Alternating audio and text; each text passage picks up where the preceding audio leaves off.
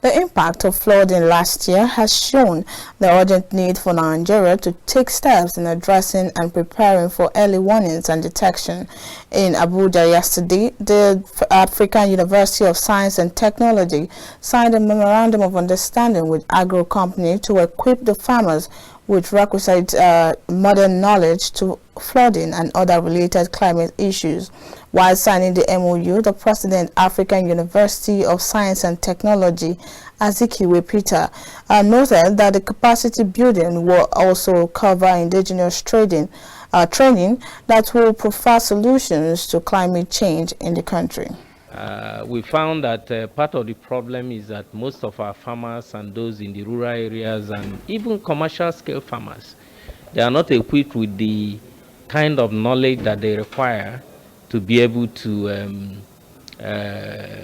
tackle climate related incidences. Nowadays, for example, those who have the funds and who have the resources can actually have weather prediction either on their phones or on their TVs and so on. But a poor farmer in the village may not have such access.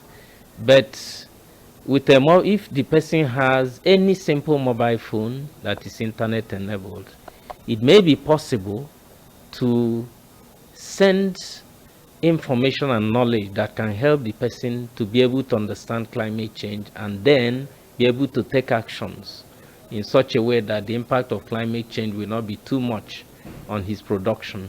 And so that's the whole idea. The idea is to transfer this knowledge to farmers using technology. And this information we are talking about will even include indigenous knowledge. For example, there are certain things our grandparents knew about. By just looking up to the sky, they will tell you whether it will rain or it will not rain. By feeling the temperature without using instruments, they can tell you whether it's going to rain or it won't rain. By looking at crops, the color of the crops, they will tell you whether the crop is malnourished or not. So some of these indigenous knowledge are also available, but people may not know. So these are all the kinds of knowledge that we want to use to impact on the farmers to be able to improve their productivity. And stakeholders in the field, Nuruddin Samuel Lawal, on his part, said the partnership with the university will spur investment and also build the capacity of young graduates, entrepreneurs, and farmers. We had our fingers burnt as a result of this issue of climate change. We planted earlier, there was a shock, a short stop in the rain, and we lost most of the things we cultivated. We are close to the farmers because we are involved in farming. And then what we intend to do is to map out farmers, especially in areas where you have the effect of this disaster, climate change, areas where the effect is more felt.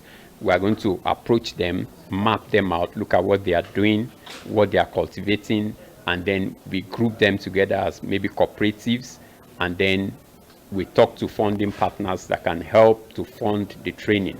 Or if they are not too much, if it's something that is within our own capacity to give back, is part of the company policy, our corporate social responsibility, we give back to society. So when they are not much, it's something we can do. We give them the training and then help them to mitigate some of this effect.